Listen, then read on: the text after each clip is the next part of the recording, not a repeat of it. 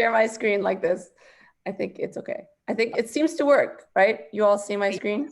Yes, that's good. Okay, perfect. Because I'm a big fan of monotasking versus multitasking, which I don't think anyone can really officially do well. I was a big proponent of multitasking until I read more about it and saw the switching costs. So I'm like, okay, doing a presentation and admitting people sounds like something that I would not want to do at the same time. Cool. So yeah, if you can see my screen, then that's perfect. I don't need host privileges. Okay. So I think we can get started. I mean, I'll just keep on admitting people as they come in. Perfect. But Lida, why don't you kick us off? Awesome. So hopefully you're all in the right Zoom room. We're going to be talking about leveraging LinkedIn to land your dream clients. So I would love to see in the chat answers to either of these questions, or both if you feel so called. What brings you here today? And in an ideal world, what would success look like for you? And if you'd like these slides, there's 50 slides. You can either take screenshots, be my guest, or you can submit your email at this link. Either way is fine. That way it will be an automated email sent to you after this session. Yeah, so feel free to either take notes or you can get the info by submitting your email. And I think this is the only slide where I include the link. Yes, I can post the link. I'd love to either have folks unmute and tell me what brings you here today and what would success look like, or see it in the chat. So I make sure that we are taking our time with the content that makes the most sense, because again, I do have 50 slides. So in order to focus on the right stuff, it would help to know who's in the room. So yeah, hi, I'm Ismail, and I'm here today to learn more about sales and marketing. And one of my goals will be to land my first client through LinkedIn. Awesome, thank you, Ismail. Hi, my name is Udoka Uzoka. I run a small agency, and I'll be very interested in learning some of your tricks and tactics in attracting clients on LinkedIn, the right type of clients on LinkedIn. Awesome, sounds good. And feel free to put it into chat as well if you feel more called.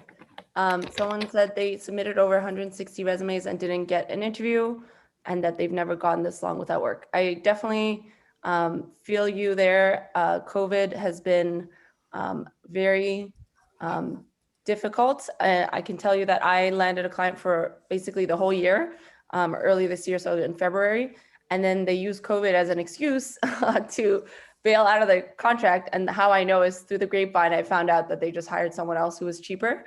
So yeah, I basically lost my entire year's worth of consulting. So I feel you there. It's not an easy time. So I hope I can help and hopefully get you into the folks who are getting interviews and jobs through LinkedIn. Hi, Lida. Great, this hi. Is Randy Levitch in Phoenix, Arizona. It's wonderful to have you on and give us some insight. I am with a small consulting, looking at doing automation and getting into AI, and hoping that you can maybe give us some insight. There's a lot of AI tools out there and apps that I've been using that really help with LinkedIn, and just wondering what your thoughts are, or maybe some tips along that for LinkedIn. Thanks. Awesome. That's outside the scope of our talk today, but I'm happy to either address your question now or at the end. Maybe at the end would make it easier. And I would be happy to learn more about what tools you've been using that have been working for you. Cool. I see some other comments.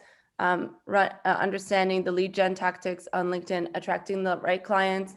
And then the third person mentions that they've been on LinkedIn for many years and looking at opportunities to improve their profile and leverage their very large network of projects and gigs. Awesome. So all of that is the right reason to be in this Zoom room this morning or evening or wherever. wherever you are. So as a quick intro, I have over a dozen years of experience in digital marketing, product management, and strategic planning. And coincidentally or not, I've been on LinkedIn the same amount of time. So it's definitely helped me to land gigs, to connect with people.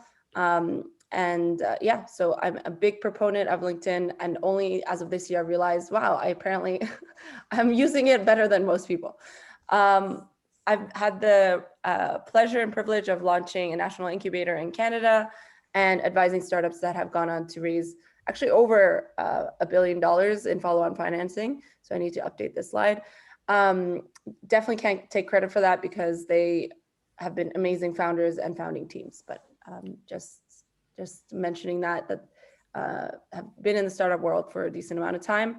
One thing I will mention is that, and this is someone that shared how you could look up how many first and second degree connections you had. So I looked this up, I believe, last month, and the number astounded me because I only have like 10,000 something first degree connections, because I only connect with people that I've either met in person, or I'm happy to extend that invite to you as well, because anytime I meet people virtually, it counts because I feel like I've met them in person.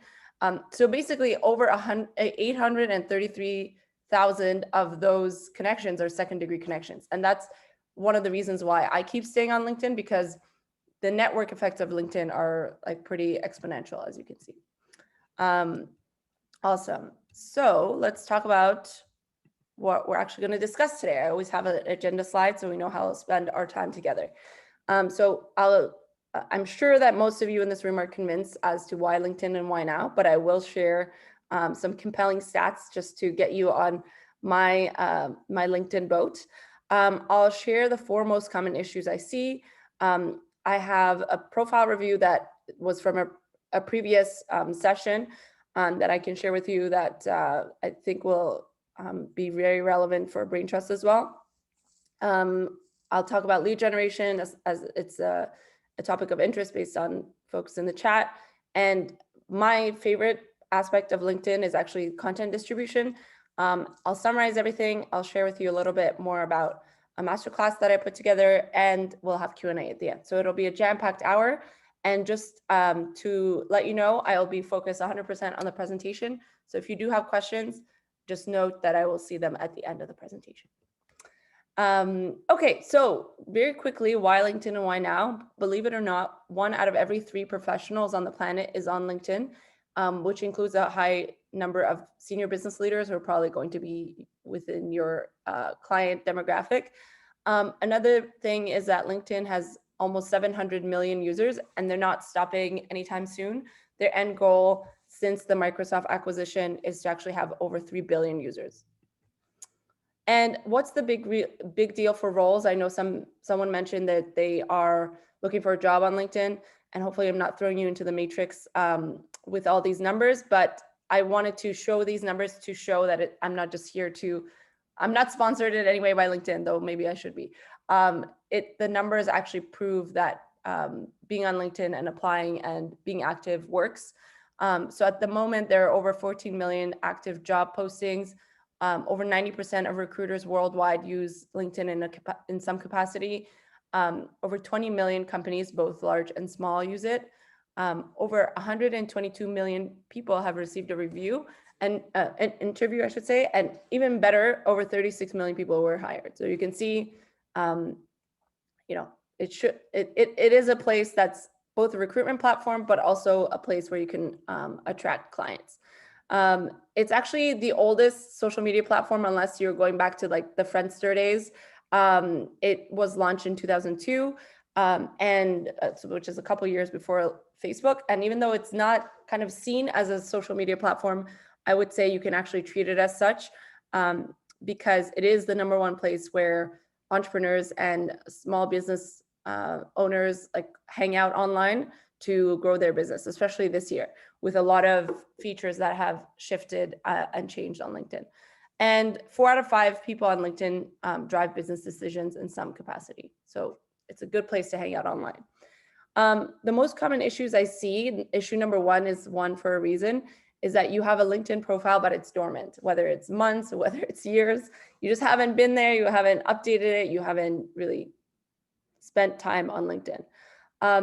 Issue number 2 is you're not regularly posting on LinkedIn. If that's the case, don't worry, 99% of people are in the same category. So I'm gonna try to convince you to be in the top 1% of folks. Issue 3, let's say you are posting content, you're not doing so consistently. And issue 4, and this is by no means like trying to be hating on any of the other platforms, but in order to land clients and or jobs, I've not seen any other platform that has even remotely the same number of stats of working. So if you're prioritizing any other platform to get clients, I would advise you otherwise. But again, this is my presentation, so that's why I'm telling you that LinkedIn is better. So 4 ways to boost your LinkedIn in a few minutes. So if you take nothing else out of this presentation, just realize the best thing you could do is to spice up your headline and make it more than just your title. Maybe this is a place where you also mention that you're a founding Braintrust member.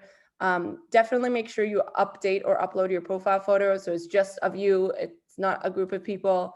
And it doesn't need to be like professionally taken, just have one that's, you know, shot in the last few years, ideally.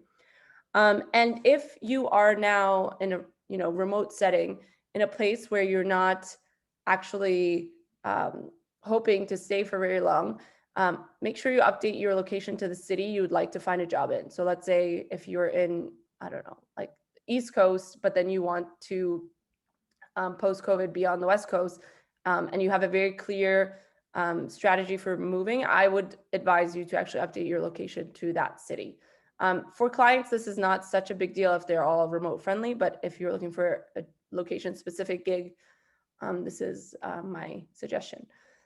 And last but not least, update your skills section. I would recommend that you have at least a few skills, and similarly, that way that people can upvote your top 3 skills and they will show up on LinkedIn. So first things first, make sure you grab your link. This is mine, so you can see it's my first name, last name. If your name is very common, you can't grab your first name, last name, try to squeeze in a middle initial or middle name.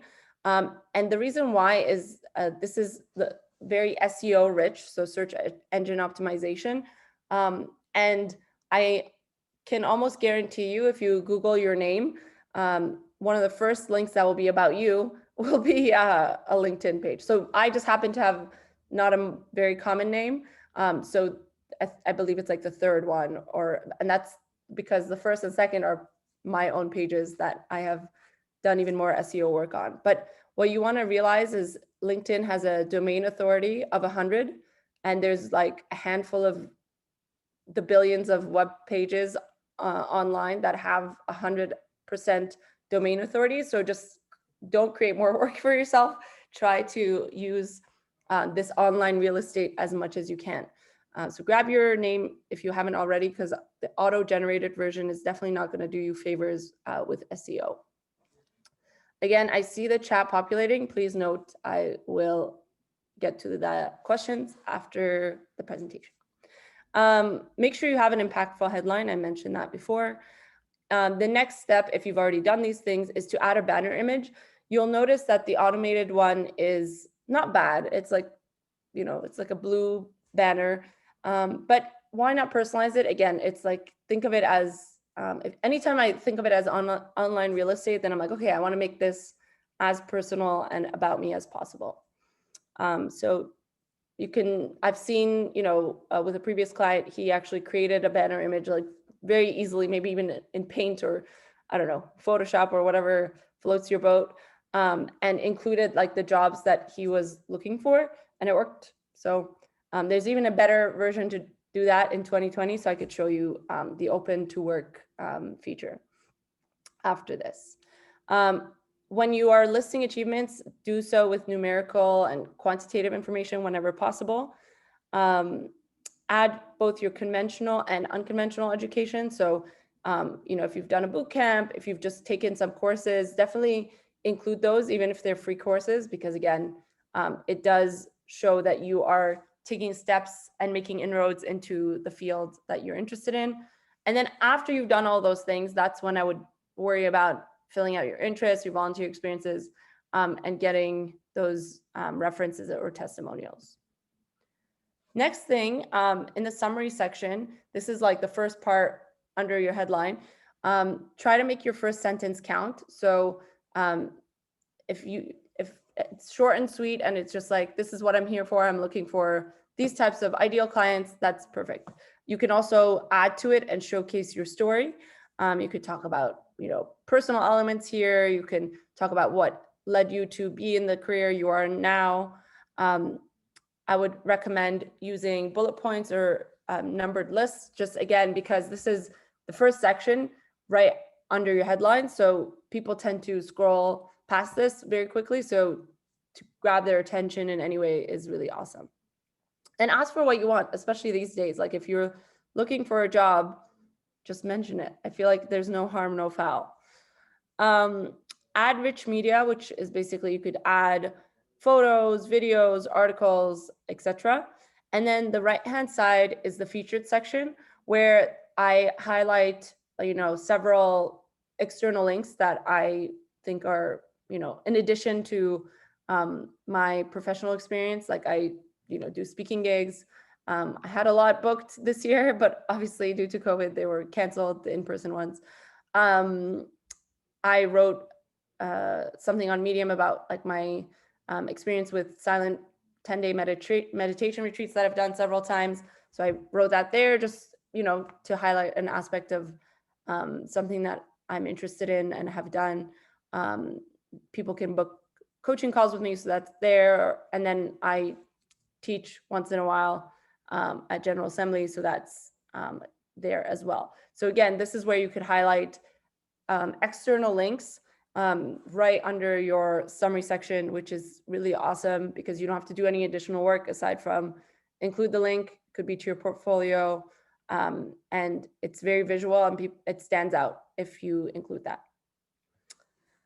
Also, if you want to work even more on your summary section and break the ice, as this penguin is doing here, you can highlight your successes. You could talk about achievements you've had in your career. You could talk about your present role and connect to your past. You could also mention like what makes you tick and like what would be an ideal gig for you. This is where you can really consider like revealing more about yourself and your personality, and even share possibly what's your life outside of work. So I know when in the past I've been a hiring manager, and the first thing I would always do after I look at a resume is go on the person's LinkedIn. Even if they didn't include the link, I can find anyone. If they've ever created a LinkedIn, even if it has like 2 connections, I can find it. And that's one of the benefits of having premium. But other than that, even if you don't have premium, I would recommend being on LinkedIn. And then I would take a look at their profile, and I can guarantee you that the ones that had the most filled out profile and updated profile always stood out to me. All right, so this is from a previous talk that I did, that I had several people submit their profiles for live review. And this is Diana's profile. And, she works in the arts. Her banner is actually an art piece that she created. And I think there's several things about her profile that she updated that I would recommend to folks, especially if you're open not just to client work, but also like jobs like, full-time with 401k and all the benefits. There's a new badge, which you might have seen or maybe not on LinkedIn as of this year. It's the open to work green badge that you can very easily create, which puts your profile picture within that badge, and it makes it very visual to people that you are open to work. And then you can specify which roles you would be open to, and then those get surfaced when anyone's like looking for those specific titles and looking for people who are qualified. So in Diana's case, she's open to design director, creative director, design manager, and art director roles, right? So that's great. So she highlights that. And if you're curious about how that all works, you could either take a screenshot, or at the end, I can reshare the link to get the slides. But it's pretty simple. It is a feature within LinkedIn. So definitely add that open to work photo frame if you'd like it to be very visually present. Another thing I would recommend if you're looking more for gigs and clients is, in this case, this person is an accountant and maybe even has possibly even like an anchor client, but she wants to show that she's also accepting other accounting and tax preparation, bookkeeping, and tax planning clients. So this is another feature within LinkedIn, which is relatively new, where you could showcase services you offer. So both you and your business can be found in search. You can include that you are open to work remotely as well. And then again, if people are looking for, accounting folks, and then your profile would show up if you do that. So again, another awesome tool that I would suggest. It's optional, but you can definitely feel free to check it out. So for example, if you're providing marketing services, then you would highlight those. If you want to, on top of that, also show recruiters you're open to work, you can do that. So that's on the right-hand side. So that they're two separate things, but you can actually have both available. And I think the thing I appreciate the most about LinkedIn is that it's very opt-in. So you can show, for example, on the left-hand side, you could see that everyone could see that this person was providing those services. Whereas on the right-hand side, you could specify that you only want recruiters to see, or even for the providing services, you can specify the level of people you'd like to see this. And the link there is for the LinkedIn course that I've created. Awesome. All right, let's continue. So let's talk about even more about how you can actually maximize your potential beyond the 99% of people on LinkedIn. And that's not just clickbait. Like I literally ran the numbers, and it's actually 99.56%. So you're in the right room to figure out how to be in the top 0.44%. Back in the 90s, Bill Gates coined the term content is king, and I'll add an addendum that it's also queen as well. But either way, content is important, regardless of what position you want to assign it. And actually, content pages on LinkedIn receive 15 times the number of page views as other pages. So this is why it turns out to really exponentially differentiate you from everyone else on the platform. And the CMO at HubSpot also mentioned that publishing and sharing content online was their single biggest lever to increase lead generation. They were like a tiny startup, and they really succeeded in a big way, especially because of their use of LinkedIn and also other really great content marketing strategies that they had. And a lot of people think that, what I mean is going and liking and commenting on other people's posts. And the algorithm doesn't give you as many brownie points for that. The algorithm gives you a lot of points when you post original content. And original content can literally be like you posting a Nelson Mandela tweet and saying, not tweet, oh my God, quote. I need coffee, clearly. A Nelson Mandela quote, I don't think he was a big tweeter, and saying, oh, this really helped redefine me as a person or whatever. Like, it doesn't have to be that you come up with 100% of the content. So when it says original content, it just means that you sat there and you typed out a post. And believe it or not, less than 1% of people do that on the regular basis. And this number sounds large, but only 3 million people on LinkedIn post every week. And once you crunch the numbers on even the low end of the number of users, that's 0.44% of users. And these same 3 million people, including myself, are getting 9 billion impressions a week for free. So I can almost guarantee you cannot find me a single platform out there, even TikTok, that is giving you that many impressions a week for free. And that's partially because, again, since the Microsoft acquisition, it's less about it's more of a content focus that they're doing and less about like just jobs. So it's not just meant to be a recruitment platform. And you might be wondering and thinking, oh, but like only the thought leaders like do well on that. Well, I have more news for you, more good news. Of the 10,000 most shared articles of the last 5 years, only 6% were written by influencers or thought leaders. So that means 94% are everyday folks like you and me. And so if you crunch the numbers again, which is just subtracting the top number, you can win more algorithm love than 99.6% of users by doing one thing, and that is posting every week. And this is a graph I made in Excel just to give you a visual of how different that would be. And even that little red sliver of people posting weekly, which is 0.44%, is actually probably way smaller, and it's just blown up just so you can actually visibly see it.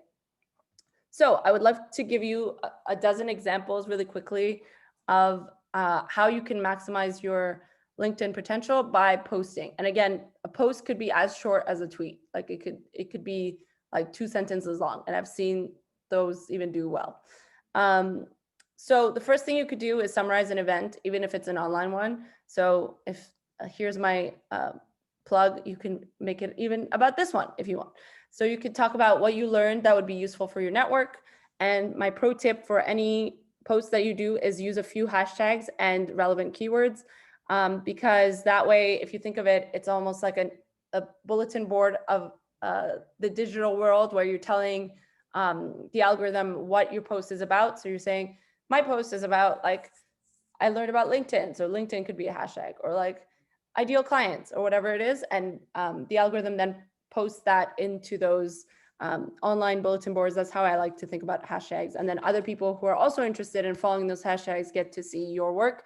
And that's when the network effects really happen, and your post is going to be seen by thousands of people rather than just like tens or hundreds of people. So here are a couple of examples. Last year, I went back home to Canada, and I was both speaking at some conferences and attending some conferences. So you could see how short my posts are, like especially the left-hand side is basically like, I wrote literally one sentence that is, I'll attend the Vision conference next week. And then the rest is a quote. That's fine. That's perfectly fine. And that led me to have folks who reached out to me, and then I met up with them. So it was great because I hadn't been to Vancouver for a while. And then the second post was that I'd gone to the Collision conference in Toronto. Again, like I copied and pasted who are the people who spoke.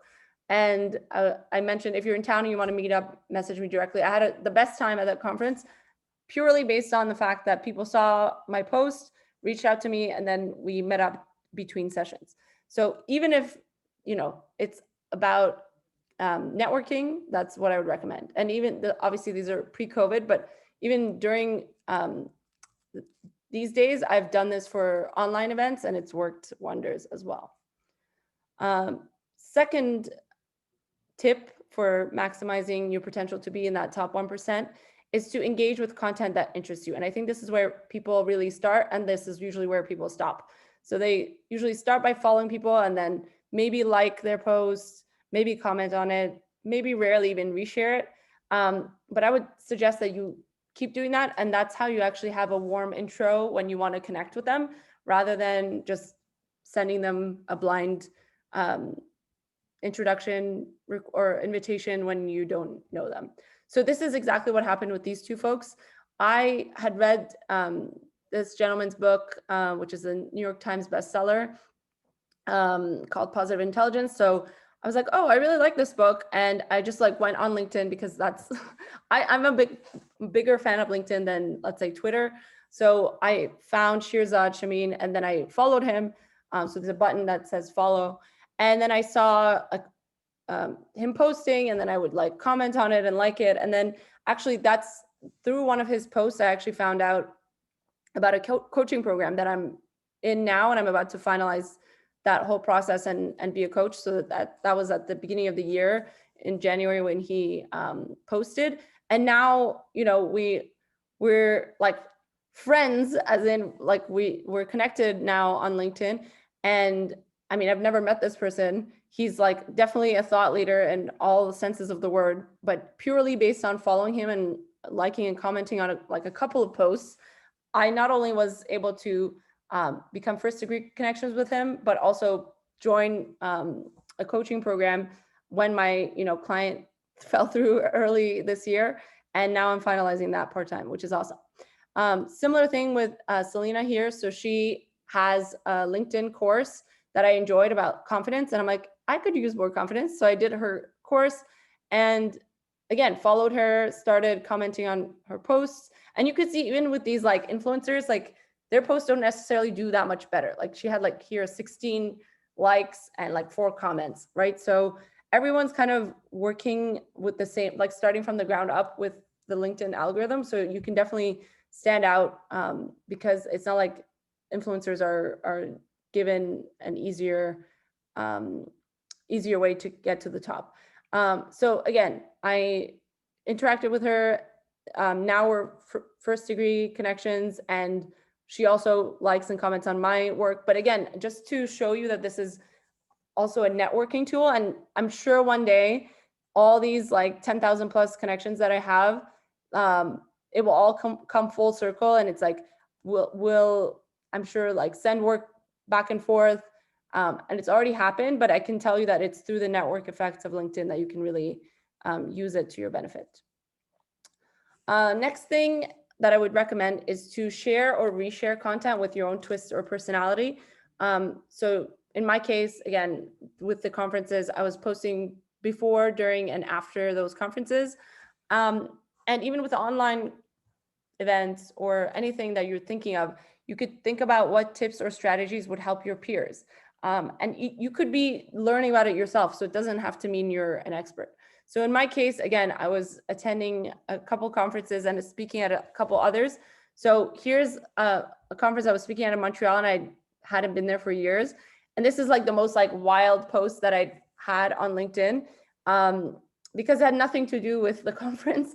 And it was just like a photo I'd taken years before at a holy, like fun color, whatever celebration years before. And I just posted that to just share, oh, this is the last time I was in Montreal. And by the way, I'm going to be speaking at the Startup Fest soon. Feel free to message me if you'd like to meet up. Again, like 3 sentences in this post. That's it. Another few sentences during the first day of the conference when I hosted like what was called a brain date, which is like a small group coaching session on the right-hand side. And again, like it helped to fill the room for when I was speaking at that conference on the second day. But even if you're not speaking at a conference, even if you're not attending conferences, you can definitely repurpose posts that you might have posted on Instagram or Facebook or something and bring them to LinkedIn. So it doesn't all have to be like professional, I'm looking for a job, or like here's a job posting or whatever. Like it doesn't have to be about that. Fourth tip I would share is talk about what you're currently working on and what gets you out of bed in the morning. So you can share what's the common thread in your career so far, and you can highlight who you've helped and who you hope to help. So I've done a bunch of volunteer gigs, and I sometimes like to surface up those organizations and share about them. And so again, doesn't have to do with work because it's outside work hours, but that's something that I'm interested in. So I mentioned them. So in this case, like I coached a young women in business, like nonprofit. So I shared about that. And then I had the right-hand side one is like already post the COVID. So it was, I think it was May or June, where I had a talk that, several hundred people signed up for and attended. So that was awesome.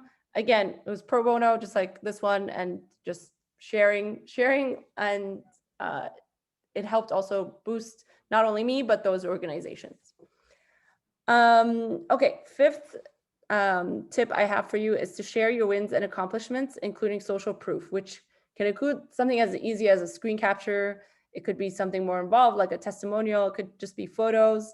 It can also just reshare your original post or article that you may have shared earlier on LinkedIn.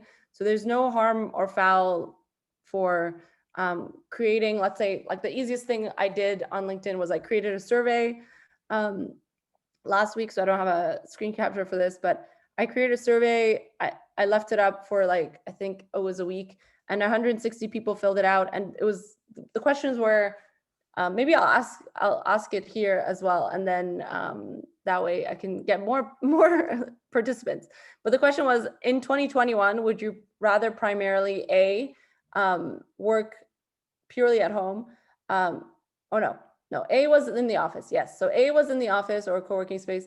B was at home. C was a combination, and I put D just for fun. I was like, none of the above, as in like the person would be retired or not working. So if you want to share where you would be primarily rather working in 2021, feel free to put it in the chat. So A, again, office or co-working space. B, at home. C, combination.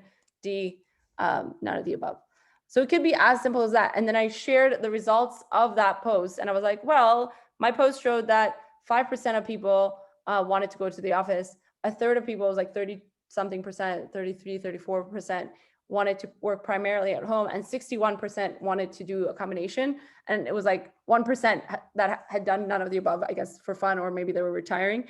So it was like me resharing a post that took me, I swear to you, 2 minutes to create that little poll. And then the post itself maybe took me like another few minutes because I copied and pasted a comment from someone that had shared. So again, it was not my content. I quoted him and I tagged him, and I'm like, I really love this quote by this person. So again, like total combination with me responding to all the comments and stuff, maybe it was like 10 minutes. So it's not like, it doesn't need to take hours to create a post. Some other ones that I've done is, for example, I created a LinkedIn course that I mentioned, and I shared a few testimonials on posts as well. And then what's great is once you start getting a lot of reshares as well, so people are sharing your content. And clearly, I actually didn't ask any of these people to do it, so I'm like, oh, awesome. So they think it's worthwhile to sign up for this course. And then last but not least, for the tips here, is what people tend to think about when it's LinkedIn. And they're like, oh, I need to share my expert voice. I need to do like long form articles and bring in outside publications. Nothing wrong with that. But this is, again, like once, it's not like a be all end all. Like you can do any of the other tips I showed you. You can also do this tip. You can also include external links in posts on LinkedIn because they don't frown upon that. Whereas in some other platforms, you can't really do that so easily. The pro tip is also sharing the link as the first comment, so that way it's like a purely organic post, and then when people want to click through and see the external link, you can also include it as a first comment, and that way for sure you maximize your reach while getting the post out and the link out as well. So here are a couple of examples. Like one was like a podcast that I was part of, so I shared that, like the link directly there. And then this one is about a silent meditation interview that I'd done, and I also included the link there.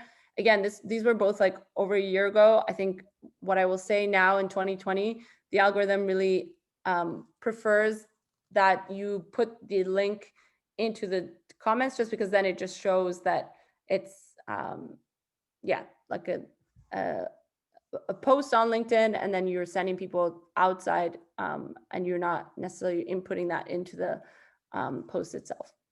Cool. So we're coming to the final parts of the presentation. So I would suggest that you get your questions ready if you'd like, and I'll scroll up and take them with the allotted time left. So I don't think I need to tell you again why you should start sharing content on LinkedIn each and every week, because you'll be in the small minority of people who are doing that. So again, it's only 0.44% of people doing it every week. And those dozen examples that I shared with you were just like some possibilities, but there's many other ways you can also kind of shine through. Again, I mentioned another one, like surveys or polls, so many different easy ways to post on LinkedIn. So my challenge for you is to post once on LinkedIn this week to maximize your potential. And just to be even easier on you, I will say, okay, fine, this week we're already midway. So this week, what you could do, if you'd like, feel free to connect with me. Please share a note about where we met. No word of a lie. I have 500 plus like invites just sitting there because I don't know who these people are. So just mention Braintrust or like share a piece of feedback or whatever it is. Just put a one-liner of where we met. Also this week, I would challenge you to update your profile, maybe include your Braintrust founding member, or just make sure that it's not a dormant profile, and at least like or engage with one piece of content. So for this week, this is kind of like a fun challenge I would suggest. And then as of next week, do your best to at least post once. Even if it's not once a week, just see it, like see if what I'm telling you is working. I can almost bet you that it is gonna work, and you're gonna see way more engagement than you thought. But just try it once and see what happens. You can also share content others have posted if you still don't have ideas even after these dozen examples. And then also follow up with connections. Like this is where you can talk to previous clients that you may have had and say, hey, do you have any work coming up? Or just follow up with people, be like, hey, how's your year been? I know it's been an oddball year, whatever it is, right? So this is meant to be a networking platform. So definitely make sure you're following up with your connections. So if this, that I shared today has piqued your interest, I can literally talk about LinkedIn for hours, and I have. That's when I recorded a masterclass earlier this year when COVID hit and all of my client work disappeared. So if you want to check it out, you can go on this link and see. It's paidari.com/LinkedIn course. And there I give you like all the examples with data points, like all the engagement that I have on all the posts that I just shared with you and many others. I also share like templates, tools, and case studies. So like exactly what you should say, invitation requests, or like what are some case studies of success and so on. So if that is of interest to you, feel free to check it out. And if you're still not sure, you're like, I don't know, then there's the email. If you drop your email, you'll get 3 emails. The first one will be a short deck, like different content than this, but maybe a little bit of overlap. The second email is a 5-minute video. And the third email is like a 9 or 10-minute video. It could be those two are reversed, with even more content on how to, get more leads and do well on LinkedIn. So that's what will happen if you drop your email. Nothing of a surprise. I like to be very upfront about that. And if you're curious about the modules, there's basically a dozen modules that I've put into 8, and they're all here. So again, if you're curious, feel free to ask questions about that. But just in the interest of time, I want to get to your questions here as well. And go grab that dream client. That's my hope and wish for all of you. And again, feel free to add me on LinkedIn. Please reference this session, and I'm happy to connect. And I'm happy to now spend the rest of the time in questions. So I will scroll up and go from the first ones that I see. Okay.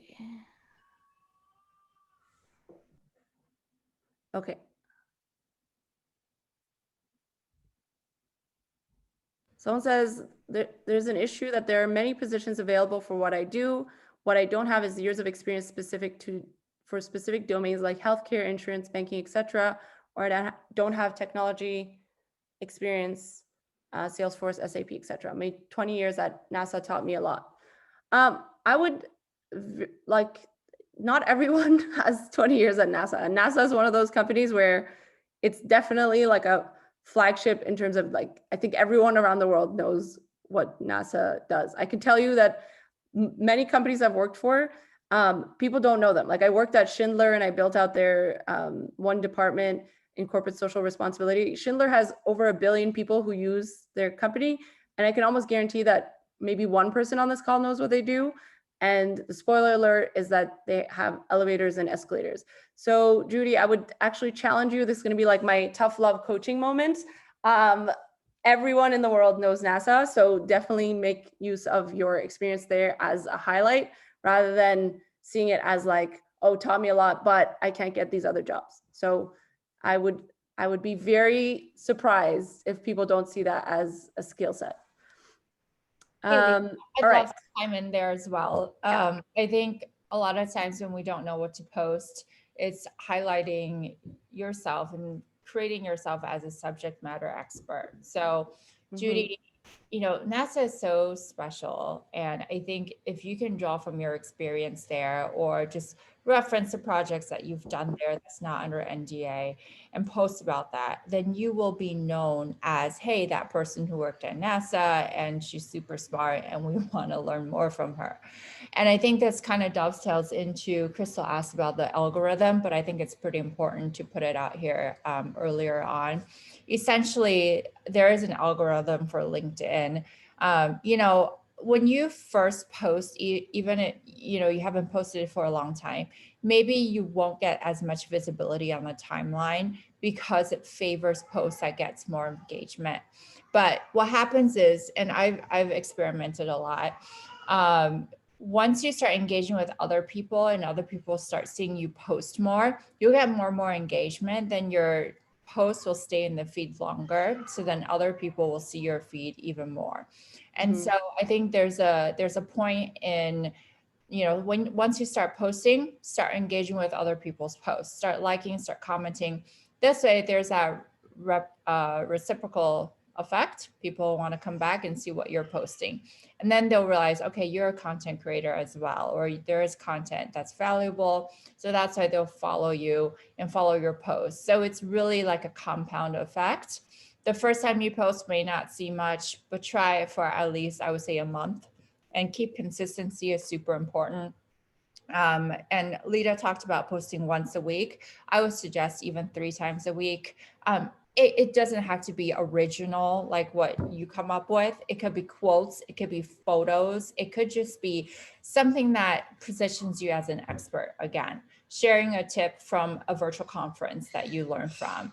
And also, I would say the type of content matters in terms of the medium. So photos do really well, witty and humorous content does well. But Lida, I'll let you elaborate. Yeah, sure. So yes, I think I mentioned once a week just to not, I think working at habit forming companies, I've just realized if you give people too big of a challenge, they're gonna be like, yeah, forget this. I'm not gonna do it. I haven't been on LinkedIn in a year and now you want me to post like 3 times a week. So definitely the more you post, the better it is. Already this week, I believe I posted twice and I'm probably gonna post a 3rd time.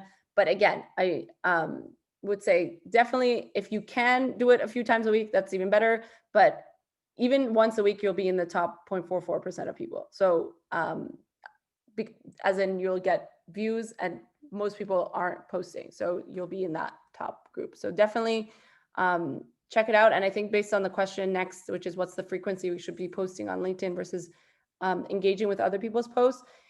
There's no exact formula, but I would say I tend to do at least double the engagement with other people's posts as I post, because it's just way easier to comment and like than, and even reshare than to. So if I said a post takes me a minimum of a couple of minutes, then it probably takes me like 30 seconds to look at someone's post and like it and comment. So definitely try to have a good balance of engaging with other people's posts. And if you really want to stand out, that's when you should be posting. Frank has included a link of an article he wrote. So I would definitely encourage you all to also boost up each other's content. So that's awesome. Okay, next question from the Braintrust team. Are there above the fold or below the fold considerations for what you put in your LinkedIn profile? Yes, a little bit. And that's why I really focused on your summary piece. So there's like, I think 3 slides on that. Because again, most people have a very short attention span, especially these days. So it's like an attention span of a goldfish, like quite literally. So anything above the fold that you can include, and that just means before you scroll, is best. So spice up your headline, have a good banner image, have a good photo, and include your summary with a featured section. Okay, Crystal asks, I feel like open to work is a double-edged sword that also reads terminally underemployed, but I'm not really comfortable expressing to the whole world and beyond that I'm looking for work. Thoughts? Again, I'm gonna have like a tough love moment since I had a LinkedIn talk, the one I mentioned. I think we definitely maxed out this room. So it was like 850 people had signed up. We could allow 500 because I don't like conference style. I like to see people's faces. So we maxed out the 500 people in the Zoom room. And a lot of people since then, I didn't go and count, did the open to work badge, which again has only been out since COVID. So it would be very difficult to be terminally underemployed since COVID because it's only been 6 months. And several people have already reached out to me that they got a gig out of it. So again, if LinkedIn is putting out a feature, there's usually a lot of thought behind it. I'm part of like LinkedIn advisors, which is they reach out to us, their product team basically reaching out to people and asking for advice on features they're rolling out. So it's very well thought out. If you personally don't feel comfortable, I totally understand that. I also have a slide as usual for that, and I'll show it at the end because otherwise I'm going to lose where I am in the chat, but I'll share with you. Someone else mentioned for that reason I've not used that LinkedIn feature. That's perfectly fine. I probably would have been in your boat as well. Like after I lost that client, I probably wouldn't have included it. But it's definitely a very visual and very easy way for people to see that you are looking for work, which doesn't work for everybody. Not everyone wants it to be like in your face. So I have a slide for those of you who for whom that's an issue. I'll share it as my last slide so I don't lose my place in the chat. All right, Josh was asking, is there anything to be said about the timing of your posts, time of day, week? Again, this is changing, especially this year. I would say the worst time to post is like your local time on the weekend, because then, you know, like people are generally not on LinkedIn that often on the weekend. So it really depends. If you're in Asia, post local time for folks in Asia. If you're in like North America, post local time. I've seen the best times for like Tuesday, Wednesday, Thursday. It's more about the amount of engagement you get in the first hour, and that's their head of AI at LinkedIn mentioned that. So the more likes, comments, and also your comments. So anytime people ask me a question or comment on a post, I make sure to get back to them like as soon as I can. It's not usually within the first hour. And that tells the algorithm, oh, this is like newsworthy content. So it's less, I would say, honestly, time of day and more about how much you and others are engaging in the what's called like the power hour, like the first hour after you post. Crystal asked, what do you mean the algorithm favors? What data are you basing this analysis on? Is it number of likes, reactions, and shares? How am I collecting that data? I'm not collecting that data because I don't work at LinkedIn. I'm basing that data based off of quotes that if you're really keen, feel free to email me, Crystal, and I can send you exactly where I'm getting these quotes from. But their head of AI has mentioned about like the velocity of likes. I'm happy to share that with you. Again, all of this is a black box within LinkedIn and actually really within Microsoft now. So not a single person on the planet knows how to make a post go viral, because if we did, then every single one of our posts would be viral. And similarly, not a single person knows exactly all the 200 plus features that would make your landing page go to the top of Google. Otherwise, all of our pages would be on the top. So there's not a single person who knows all this, but I'm basing the data from the leadership at LinkedIn when they share with the advisory group. So if you're keen, feel free to email me. I'm happy to share the resource of that. Josh is asking any recommendations or thoughts on sharing or linking to LinkedIn posts on other platforms. Yeah, you can definitely do that. The best way to get more engagement is to do it on LinkedIn itself, but you can definitely share your articles and posts outside of LinkedIn. All right, cool. So I'm going to share my last slide for those of you who want this open to job opportunities feature. And feel free to take a screenshot of this, or you can just Google it. It's within the LinkedIn like support. And this is for the couple of folks who mentioned they don't feel comfortable putting the open to work badge. This is very, I guess, like implicit, and it's not like in your face, and it only shows recruiters you're open. And it implies that they have a paid recruiting LinkedIn account. So that's what I would suggest. So yeah, I think that's it for me. I'll leave this slide up so people can look at the steps or take a screenshot if they would like.